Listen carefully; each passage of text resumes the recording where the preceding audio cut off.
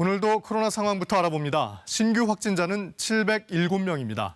하루 전보다 200명 가까이 늘면서 12일 만에 700명대가 됐습니다. 백신 접종은 속도를 내고 있습니다. 7만 명 넘게 새로 접종해 모두 394만여 명이 1차 접종을 마쳤습니다.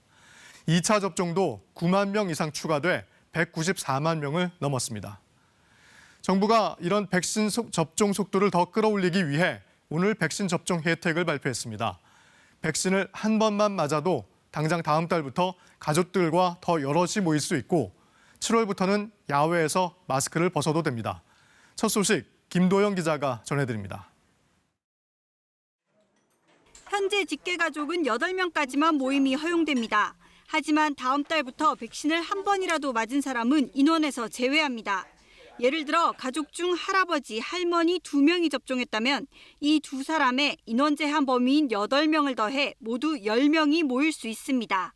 고령층뿐만 아니라 1차 접종자는 인원 제한에서 제외되므로 가족 내 접종자가 많아질수록 모일 수 있는 인원은 늘어나게 됩니다. 노인복지시설에선 접종자들을 위한 프로그램도 열리고 경로당도 운영이 가능합니다. 국립공원과 고궁 등의 공공시설 이용료 할인, 무료 입장 혜택도 있습니다. 정부 목표는 다음 달 말까지 전 국민의 25%인 1,300만 명이 1차 접종을 마치는 겁니다. 이 목표가 달성되면 7월부터는 방역 조치가 더욱 완화됩니다. 백신을 한 번만 맞았더라도 야외에서 마스크를 안 써도 됩니다. 야외에서의 그 전파 가능성이 매우 낮은 것으로 보고 있고 타인으로의 전파 가능성도 매우 낮아져 있는 상황이라고 판단을 하고 있습니다. 또 예방접종을 완료하면 5인 이상 사적 모임 금지 기준에서 제외됩니다.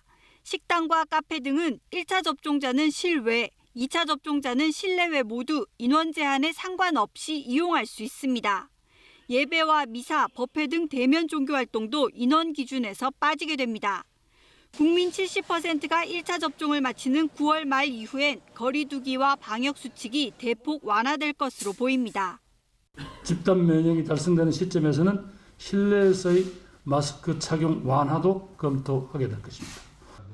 정부는 접종률이 높은 지자체에 방역 조치를 완화하는 권한도 확대하고 재난안전특별교부세를 지원하는 방안도 검토 중입니다. KBS 뉴스 김도영입니다.